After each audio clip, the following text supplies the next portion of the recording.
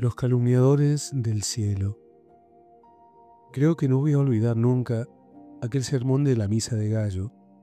Me ocurrió hace ya muchos años, cuando yo era capellán de un colegio de niñas.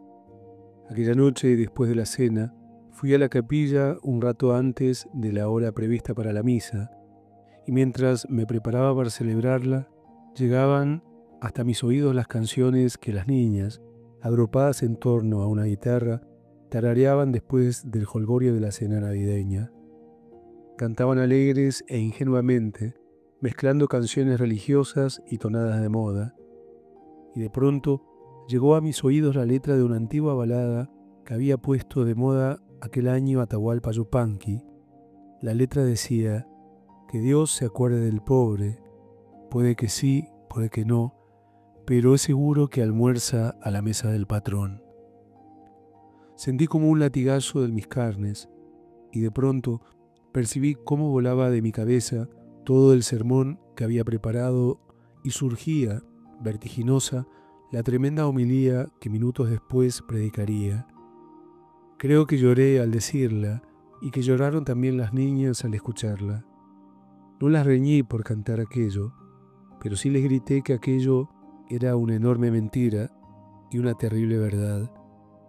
Una enorme mentira porque nosotros sabíamos bien que la única vez que Dios comió en carne viva en nuestro mundo no lo hizo precisamente en la mesa de los patrones.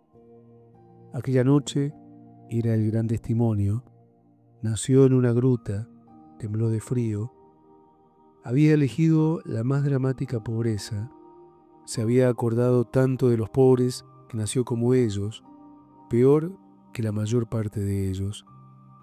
Pero aquello era también una terrible verdad, porque el Dios que nosotros predicábamos y vivíamos era precisamente ese Dios que se olvida de los pobres y que muy poco tiene que ver con el niño de Belén. Yo sé que los indios peruanos que compusieron esa canción veían a Dios representado por un misionero y unos obispos que eran, tal vez, muy pobres en sus vidas, pero que cuando iban a predicar a sus aldeas residían en las casas del rico, hablaban y pensaban con lenguaje de ricos, situaban al patrón en el primer banco de sus iglesias. Y lo mismo habría sucedido si esa canción la hubieran compuesto los pobres campesinos de cualquier país del mundo. ¿Cómo podían ellos entender que quizás Dios no almorzaba en las mismas mesas que sus representantes? Éramos sí nosotros los calumniadores de Dios, más que sus predicadores. Éramos sus falsificadores, no sus propagandistas. Pero, ¿solo los curas?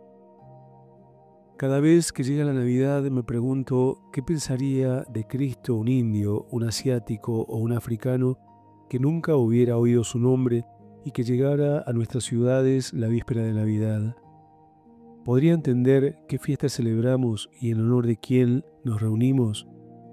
¿No se imaginaría que eran el pavo, el turrón o la champaña los protagonistas de la jornada? ¿Cómo entenderían que nuestras calles iluminadas, nuestros comercios rebosantes de compradores, nuestras mesas refulgentes tengan algo que ver con la pobreza de la gruta de Belén? ¿Acaso no se preguntarían cómo podemos celebrar en un crescendo del egoísmo y del despilfarro lo que fue un estallido de la generosidad de Dios hacia nosotros? No estoy criticando, Dios me libre, la alegría navideña, el sueño esperanzado de los niños, los abrazos familiares, la mesa jubilosa, las casas iluminadas. Pero sí estoy diciendo que cuando una cena navideña tiene abundancia pero no amor, se convierte en una simple comilona. Estoy diciendo que cuando un regalo se queda en puro deslumbramiento, pero es desposeído del cariño que significa, se vuelve siempre ostentación. Sí estoy diciendo que una familia que va a la misa de gallo tras una cena en la que al abuelo se le ha hecho cenar solo en su cuarto porque el pobre está un poco pelma y el año pasado en la cena hizo 3 tonterías, esa familia es simplemente una colección de farsantes. La alegría de los niños el Día de Reyes me parece algo sagrado y yo temblaría antes de recortarla. Pero me pregunto si un país con 2 millones de parados podría permitirse el lujo de gastar solo en juguetes esos 25 millones que nos gastamos el año pasado, sobre todo si se piensa que el 90% de esos juguetes no llegarán sanos al último día de enero. Lo mismo que me pregunto si es lógico que un cotillón de fin de año pueda costar el doble de la pensión mensual que cobran millones de ancianos. Algo no funciona en una civilización que ha convertido la Navidad en los días de la locura gastronómica.